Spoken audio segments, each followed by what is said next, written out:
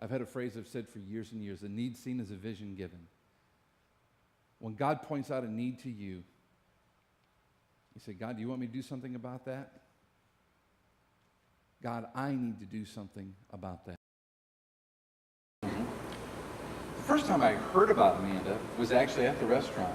I was listening to the people talking, and one of the ladies that had been singing said that Amanda was going to be joining us. And I didn't catch the name Amanda, but she said that this young lady was going to be joining us, who she said was quite possibly the most talented person she'd ever met in her life. And that caught my attention as like, wow, that's pretty interesting. So I was looking forward to meeting this person that everybody said was so talented. That day, after the service, I made my way to the back of the bus and I started talking to Amanda.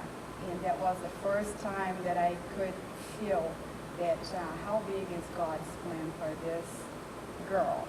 Mm-hmm. And on Sunday morning, we also sang 2 songs and she was playing the guitar. And on that morning, Pastor Tim preached a message on big dreams. And I was so sure in my heart that, God, I know you are speaking to Amanda, because I had felt that how God wanted to tell her that God had a big dream for her. The thing that really struck me is she would lead the music, and between the songs, often she would pray.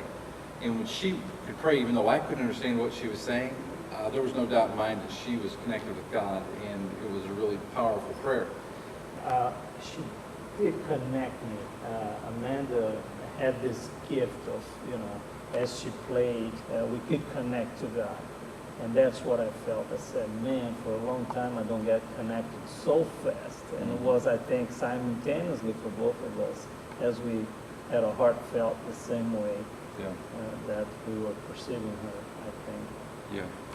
Yeah, the Lord was really using her that night in the worship service. And it was just obvious that God's got his hand on this young lady. And I just felt God's Spirit said we need to do something to help. I had no idea what that meant. I didn't have any clue that that may mean bringing her back to the United States. I just felt compelled that we needed to help her in some capacity. She's like a diamond in the rough, I remember thinking. And that's kind of when I leaned over to you and said, so, we need to help this young lady. And you said, yes, we do. And that's really what got the whole ball rolling. And then that night is when we went to the restaurant and you invited her to come and sit with us. And that's when we began to talk about what God was doing in her life, and then heard her story, which was pretty awesome. And she had been praying, and really, God had really spoken to her heart. The previous week, remember the passage she talked about in Isaiah where she said, I'll give you streams in the desert. And you remember her talking about that and saying, well, God, when are you going to give me this stream in the desert? I've been praying. I've been begging you to help me, to show me what you want me to do. And she said, I never forget, she said that she had just prayed and all night long, and how God had really impressed her to pray. And then we come a week later and sit down with her and say, how can we help you?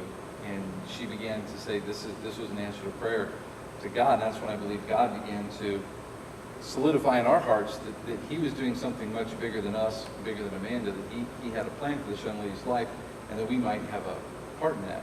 When we sat with her parents, her mom, without knowing the conversation we had with Amanda before, her mom said that she was praying for her daughter to succeed and have the next step in life, and she was so worried about it because she couldn't see any openings. And then she just got tired of praying. I believe that's what she said, and said, Lord, I wake up at night and then I begin reading the scriptures because I told you I don't have words to say anymore. And then the next day Amanda comes rushing in her house crying and saying, Mom, and those people from America, they want to help me. And then she said, I know, because the Lord told me last night that I already have an answer. So to my prayers. She didn't know what answer was, but Amanda was bringing the answer that the Lord said he already had for her. The more I spent time, the more I could see how she loves the Lord. Mm-hmm. The way she reads the Bible, the way she prays to the Lord, and the way she keeps saying, Carla, if it's God, His will. she really understands that God's will is perfect. And it was like a lesson. Mhm. It was a lesson for my life as well. Do you remember what her grandfather said when we met him that night? He said, from the time Amanda was a little child, everyone has known that she has terrific potential. And he was excited that she was getting this opportunity. What an opportunity it is for us to see her here in our church, in our community, to grow and to blossom, and for us to have a small part in that. To me, that's just very exciting. But I just feel that so much a part of her life, because she's so appreciative of what we're offering her, and I know that the God's going to bless her because of this, and she's very, very humble about it, and compassion. And I could just feel that even though I couldn't speak Portuguese, that I could tell my mother and father that they really felt comfortable with this situation. I just pray that our whole congregation would just love on her and just really show her, and that they'll see what we saw in her as God showed us. Yeah, what strikes me is Amanda's dependency on the Lord. She will always give credit to the Lord. She will not give credit to you or to me or to Carla or to anyone.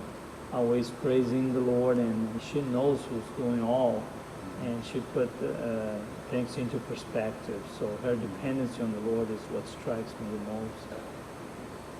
Within 5 minutes of meeting Amanda, you realize that you're dealing with somebody special.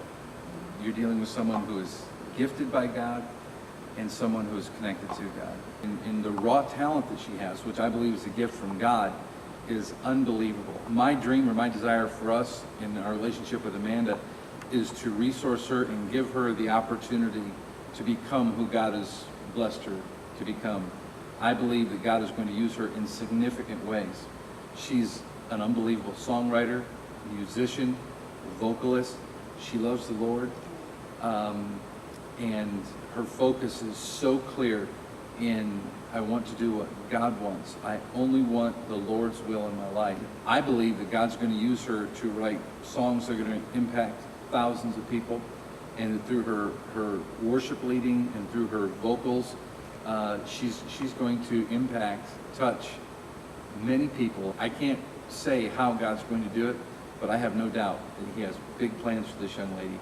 And he's allowed us just the opportunity to carry her along a little ways, and as she blossoms. Right, and I believe, as we mentioned, this is Amanda's story. I think this is the beginning of Amanda's story, you know. And as we get together and we are saying we are helpers, but at the same time, Amanda had impacted my life, the way that she served the Lord and the way that she understands the will of the Lord.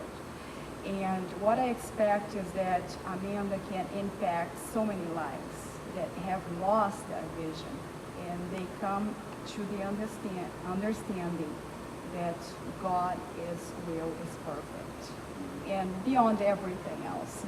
But above all, we have a surprise to come, and God is going to do it. Yeah.